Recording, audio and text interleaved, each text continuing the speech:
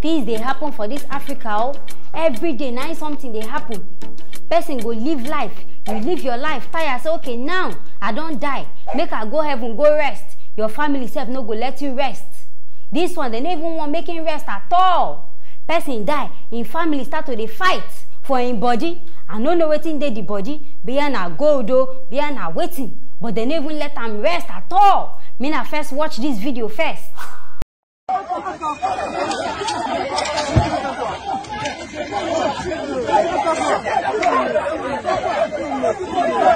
commandants sont où? Les commandants sont où? Filme!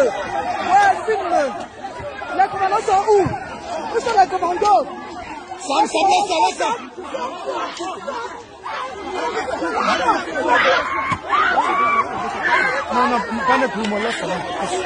Hey, this one a pure grave disrespect. Person wey don't die, when I no one making rest in peace. Waiting on they fight for. Waiting there the body, gold they inside the casket. I been a gold they use they build this casket because this casket safe now wood. Waiting one day there. I be the man married 2 wives, where one person they fight for here, another person said they fight for there. Waiting they really happen. Waiting this man gets. I be now in the whole community money, now they drag the body, so okay, in over pay us, we must collect this thing first. Hey, things they happen, no. I don't even know what I want to talk for this kind of matter. Because this one, they talk double wahala for dead body and the owner of the dead body self. Because the person don't die. The person will die self, he no even get rest. The family self now won't tear them apart. Why would they even do like this? And not be only here, it they happen for everywhere. Nigeria, Togo, Ghana, everywhere. Now this kind of things they happen. You go see families, they fight for person body where don't die. And I no want make the person rest. And I no want make the person rest. Maybe now on a problem self, not even kill this person.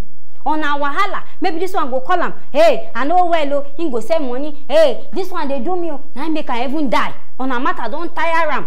Maybe now waiting kill him. See as people they fight. If be like say that they even plan self say another person self must die on that day. On a village people they follow on her.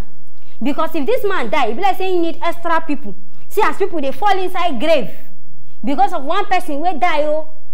It bless they need extra 10 people. Village people don't talk say today 10 people must die. Follow this man because I don't even know what thing they happen. How person go just die? You when you die, you know say you don't die. Make you can't go rest. They no go let you rest. Family can't they fight? What thing they fight for? Now money. I been now waiting. When you dey alive, they no go let you rest. You die self, they no go let you rest. They go give you high blood pressure, so you go tire. Things they really happen, my people, making I live in a life right. Because this man self, we don't even know, maybe they fight because of something when he self do. We don't know. If na not living a life, some people go even die self. Commotion go there on the burial day. You go see say before they go even go bury him, the motor self don't get accident. Things go they happen. People who don't live their life anyhow. But this one now, family now, they scatter everything for this place.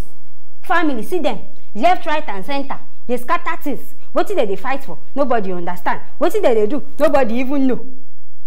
Burial, we say they go put the person. And in fact, now even taboo self for person to enter grave before person when never even die, before they go even put the person. Now, I don't enter. And I suppose even go for cleansing, oh, better cleansing. Because waiting I don't even enter self, and I don't know. Maybe in some weeks time self now I go follow. Because this kind of thing, we they hear saying a taboo for some countries, oh. Now on a gladly, some even carry shovel. On they dig after I dig finish, I don't carry shovel now, they start fight. Hey, people things they happen. But anyway, now here I go live on. Make I not forget to like, share, and comment about this matter where they happen. I mean, stay tuned for our next story.